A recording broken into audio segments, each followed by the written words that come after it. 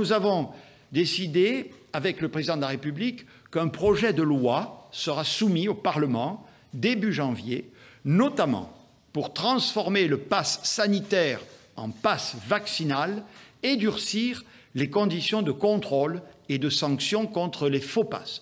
Désormais, seule la vaccination sera valable dans le pass.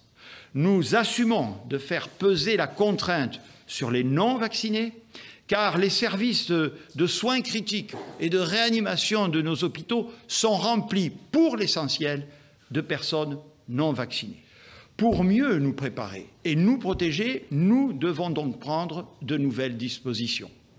D'abord, pour limiter au maximum les risques de contamination à l'occasion des fêtes de fin d'année. Cela passe bien entendu par le respect strict des gestes barrières que vous connaissez par cœur, porter le masque, éviter les embrassades, aérer régulièrement les lieux clos, car plus vous aérez, plus vous chassez le virus.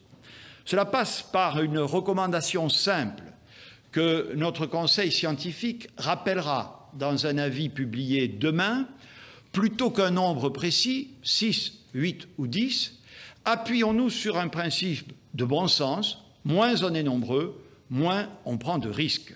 Que ce soit à la maison, dans un restaurant, une salle des fêtes ou un bar, évitons les grandes fêtes, les grands rassemblements ou les grands dîners dont on a vu ces derniers jours, par exemple, en Norvège et au Danemark, à quel point ils pouvaient créer des clusters incontrôlables de diffusion virale. Par ailleurs, et c'est un élément fondamental pour limiter les risques, j'invite chacune et chacun, vacciné ou pas, à se tester dans les heures précédant ces moments de fête. Il peut s'agir d'un test PCR, d'un test antigénique, mais aussi tout simplement d'un autotest très facile d'utilisation.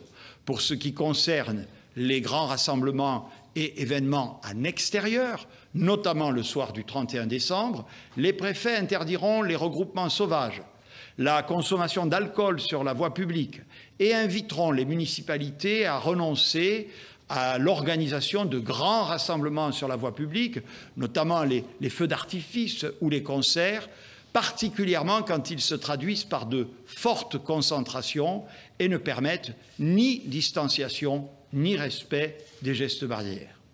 Dans cet esprit, car nul n'ignore que le mois de janvier est celui consacré aux vœux, j'en appelle à la responsabilité de tous pour trouver d'autres modalités que de grands rassemblements et d'éviter en tout état de cause les moments de convivialité qui y sont traditionnellement attachés. Les autorités scientifiques nationales et européennes nous recommandent d'anticiper encore la possibilité de recevoir sa dose de rappel. Eh bien, dès le 3 janvier, ce rappel sera possible dès que l'on aura passé le délai de 4 mois par rapport à la précédente injection et non plus de 5 mois pour faire son rappel. La rémunération des heures supplémentaires réalisées à l'hôpital sera multipliée par 2 à compter de lundi prochain. Et nous avons demandé aux professionnels de ville de se mobiliser pour assurer la permanence des soins pendant cette période. On va y arriver tous ensemble. Je vous souhaite, du fond du cœur, malgré ce contexte difficile, mais que nous saurons surmonter, d'excellentes fêtes de fin d'année.